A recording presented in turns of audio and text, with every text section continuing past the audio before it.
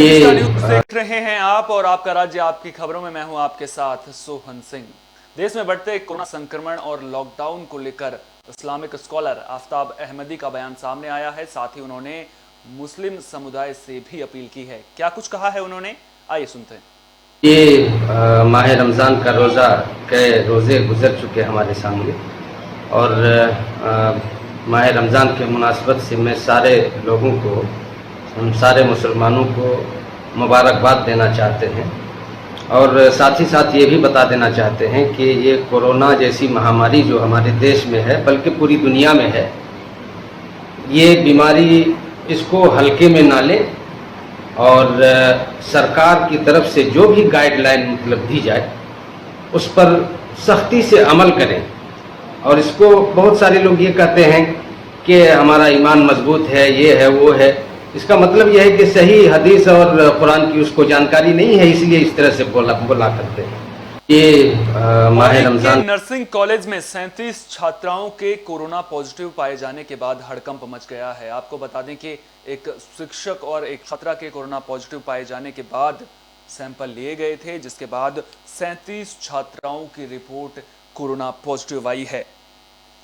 इस घटना से कॉलेज प्रशासन और स्वास्थ्य विभाग के हाथ पांव फूल गए हैं। आपको बता दें कि पौड़ी के राजकीय नर्सिंग कॉलेज डोब श्रीकोट में पढ़ने वाली 37 छात्राओं की रिपोर्ट कोरोना पॉजिटिव आई है।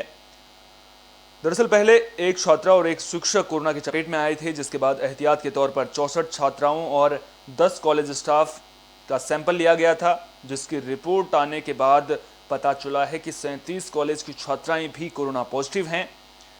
आनन फानन में इन छात्राओं को कॉलेज के ही एक भवन में अलग से आइसोलेट कर दिया गया है, जबकि जिन छात्राओं की रिपोर्ट नेगेटिव आई है उन्हें वापस घर भेज दिया गया है। बताते चलें कि जिले में कोरोना की रफ्तार लगातार बढ़ रही है और कोरोना लगातार तेजी से पांव पसार रहा है, जिस पर अब तक 55 लोगों की जान कोरोना संक्रमण की वजह से हो चुकी है, जबकि 916 एक्टिव केस अभी भी जिले में मौजूद हैं। जिले में अब हर रोज 100 से अधिक मामले सामने आ रहे हैं। वहीं बढ़ते केसेस को देखते हुए एहतियात बरती जा रही है। लोग 4-5 दिन पहले वहाँ पे 2 स्टूडेंट और एक टीचर पॉजिटिव आई थी, तो हमने सभी का जो कांटेक्ट ट्रेसिंग कराई थी, जिसमें 64 लगभग स्टूडेंट और 10 जो था तो स्टाफ के सैंपल लिए गए थे। उसमें से टोटल 37 जो लोग वहाँ पे पॉजिटिव आए। तो वहाँ पे क्योंकि हमारे पास आइसोलेशन की व्यवस्था थी, वहाँ खाने पीने की भी उनकी व्यवस्था है, मेस चलती है, तो हमारी टीम वहाँ पे गई थी, उनको जरूरी दवाइयाँ सब दे करके आ गई थी और उनको आइसोलेट कर दिया गया था सभी को। जो पॉजिटिव हैं उनको आइसोलेट कर दिया गया था, जो नेगेटिव हैं उनको उनके घर पे जो पेरेंट्स ले आना चाहते थे घर पे उनको उनको भिजवा दिया गया है और खाने पीने की व्यवस्था कर दी गई है, दवाइयाँ उनको उपलब्ध करा दी गई हैं। तो वहीं पर वो आइसोलेटेड है, क्योंकि हमारा पहले से वो आइसोलेशन सेंटर की तरह काम कर चुका है नर्सिंग कॉलेज, तो इसलिए वहाँ पे उस तरह की सुविधाएं थी, इसलिए उनको वहीं पर उनको रखा गया है। लोग राजस्थान के रियांबड़ी में प्रशासन कोरोना के बढ़ते मामलों को देखते हुए पूरी तरह से मुस्तैद नजर आ रहा है। आपको बता दें कि कोरोना के बढ़ते केसेस के बाद अब जो चौकसी है वो भी बढ़ा दी गई है। रियांबड़ी उपखंड के ग्राम जसनगर की पुलिस प्रशासन ने अस्थायी जिला चेक पोस्ट बनाया है, जहां पर पुलिस प्रशासन की ओर से बाहर से आने वाले राज्यों के वाहनों को नागौरपाली बॉर्डर पर चेक किया जा रहा है, जिसके बाद ही एंट्री दी जा रही है। अस्थायी चेक पोस्ट में चिकित्सा विभाग, राजस्व विभाग और अन्य विभाग के कर्मचारियों के साथ पुलिस कर्मचारी भी तैनात हैं। दरअसल कोरोना संक्रमण तेजी से फैल रहा है, जिसको देखते हुए लगातार सख्ती बरती जा रही है।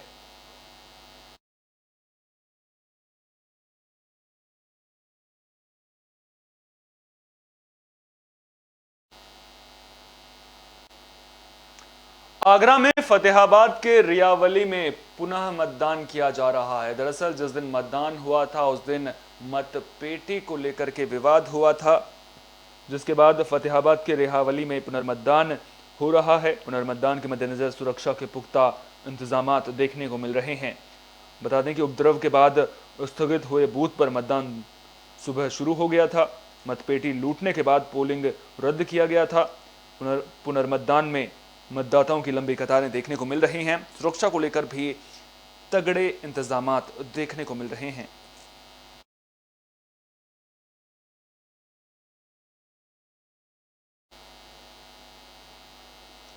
कानपुर में वोट मांगने को लेकर विवाद की घटना सामने आ रही है। आपको बता दें कि सपा उम्मीदवार और जो बीजेपी उम्मीदवार का पति था उसके बीच में ये झड़प हुई है। सपा उम्मीदवार और बीजेपी उम्मीदवार के पति के बीच मारपीट का मामला सामने आया है। डेरापुर थाना इलाके के कांधी गांव का यह मामला है, जिसके बाद दोनों पक्ष रसदान चौकी पहुंचे। आरोप है कि बीजेपी प्रत्याशी के पति प्रवेश कटियार ने पुलिस चौकी के बाहर 3 राउंड फायरिंग भी की। मिली जानकारी के मुताबिक विजय यादव जिला पंचायत राजपुर प्रथम से अपनी माता के लिए कांधी गांव में पोस्टर चिपकाने के दौरान वोट मांग रहा था। तभी बीजेपी के प्रवेश कटियार के काफिले में 30-40 लोग कांधी गांव पहुंचे।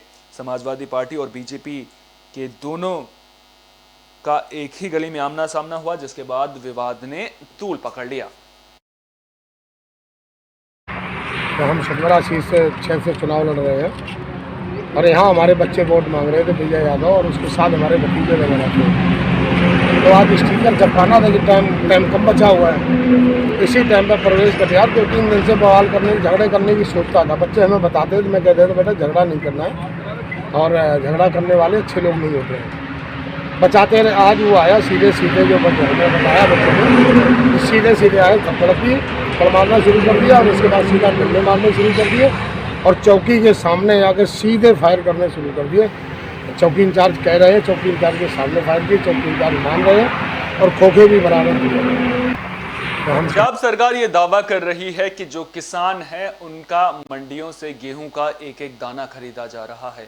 मंडियों में तमाम इंतजाम किए गए हैं, लेकिन बड़ा सवाल ये उठता है कि अगर इंतजामात पुख्ता हैं, सरकार गेहूं का एक दाना खरीद रही है, तो फिर किसान परेशान क्यों हैं?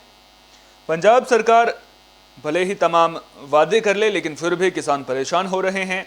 मोगा मंडी की बात करें तो यहां खुले आसमान के नीचे लाखों बोरी गेहूं पड़ा हुआ है, जो आप तस्वीरों में देख रहे हैं कि लेबर की कमी होने की वजह से लिफ्टिंग नहीं हो रही है। कोरोना महामारी के कारण इस बार मंडियों में लेबर भी बहुत कम आ रहा है और ऊपर से बरसात भी थोड़ी शुरू हो गई है और अगर बरसात ज़्यादा हुई तो गेहूं का नुकसान किसानों को हो सकता है।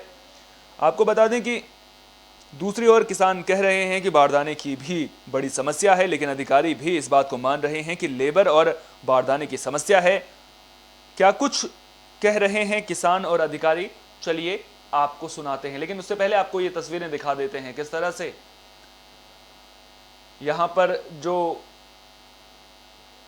मंडी है वहां पर बड़ी संख्या में गेहूं पड़ा हुआ है, कोई सुध लेने वाला नहीं है। तो ऐसे में सबसे बड़ा सवाल यहां पर यह उठता है कि अगर मौसम खराब हुआ, बरसात होती है, तो फिर कहीं ना कहीं जो ये गेहूं है वो खराब हो जाएगा।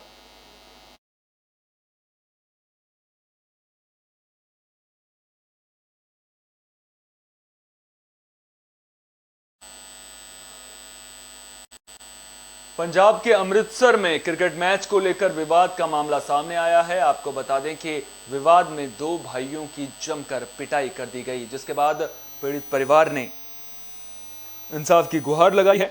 मामला अमृतसर के छेहरटा पुलिस स्टेशन का है, जहां रोहित और मोहित नाम के 2 सगे भाइयों का अपने ही इलाके में कुछ युवकों के साथ क्रिकेट मैच चल रहा था, जिसके बाद कुछ युवकों ने दोनों भाइयों की पिटाई कर दी और जब इतने से भी उनका मन नहीं भरा तो आरोप है कि उन्होंने घर जाकर उनसे बहुत बुरी तरह मारपीट की और बाद में उनके पिता जनकराज, मां सुनीता और बहू वंदना कुमारी पर बच्चों और युवाओं द्वारा धारदार हथियार से हमला किया गया।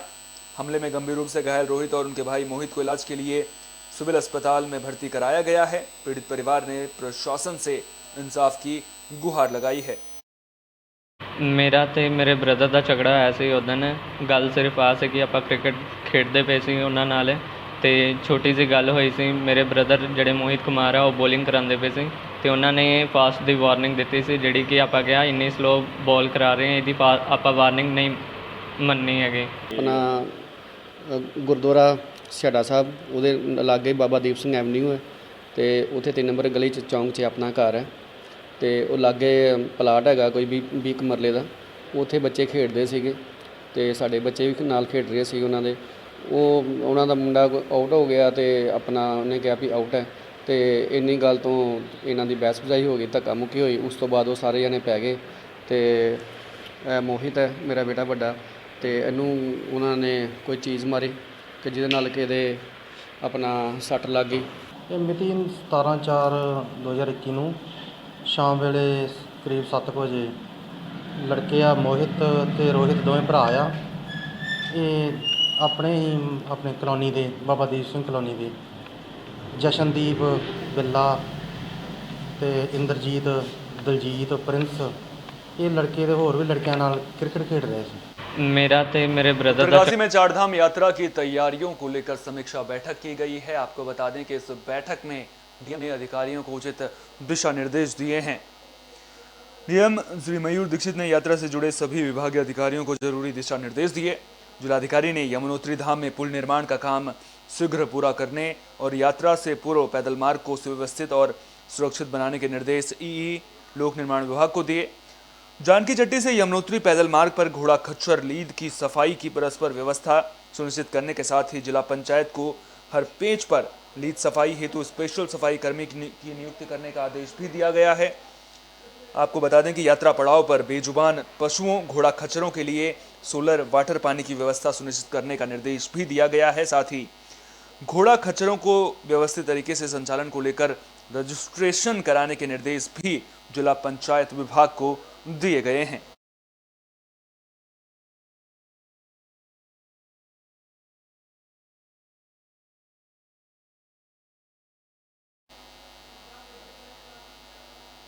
आज देश भर में रामनवमी का त्योहार मनाया जा रहा है, लेकिन साथ ही साथ इस पर कोरोना का असर भी देखने को मिल रहा है। जहां पहले के सालों में मंदिरों में भीड़ देखने को मिलती थी, वहीं अब मंदिरों में कोरोना के कारण इक्का दुक्का श्रद्धालु ही नजर आ रहे हैं। कोरोना काल में रामनवमी के पर्व पर मंदिरों में भीड़ नहीं दिखाई दे रही है। रामनवमी के दिन बाबा विश्वनाथ मंदिर में हजारों की संख्या में श्रद्धालु आते थे, लेकिन कोरोना काल की गाइडलाइंस के चलते जहां 5-5 श्रद्धालुओं को दर्शन के लिए भेजा जा रहा है, वहीं दूसरी ओर श्रद्धालु भी मंदिरों में कम ही दिखाई पड़ रहे हैं। रामनवमी के मौके पर लोग घरों में पूजा अर्चना कर भगवान राम से प्रार्थना कर मनोकामनाएं मांग रहे हैं। बताया जा रहा है कि कोरोना संक्रमण तेजी से फैलने के चलते लोग घरों में ही पूजा अर्चना कर मां भगवती और भगवान श्री राम से प्रार्थना कर कोरोना संक्रमण खत्म करने की प्रार्थनाएं कर रहे हैं। जिस हिसाब से प्रदेश सरकार ने 6 से 7 लोगों का कहा दे सकते हैं, उसी हिसाब से भक्तगण आ रहे हैं। सैनिटाइजर का है रखा हुआ चीज़, उससे पहले हैंड वॉश कराए फिर मंदिर में आए और बिना मास्क के एंट्री नहीं है मंदिर में। और ज़्यादा से ज़्यादा माता रानी का जितना भी हवन है इंसान अपने घर से ही मनाए। मंदिर में आने का ज़्यादा भीड़ लगाने की आवश्यकता नहीं है। माता रानी को घर से ही सब प्रसाद वगैरह अर्पण करें तो ज़्यादा सही रहेगा। और जो सरकार हमारे लिए गाइडलाइन जारी कर रही है उसका पालन करें। जिस हिसाब से बुलेटिन में मेरे साथ इतना ही। देश विदेश की तमाम अहम खबरों के लिए आप देखते रहिए बिस्टा न्यूज़। मुझे दीजिए इजाजत। नमस्कार।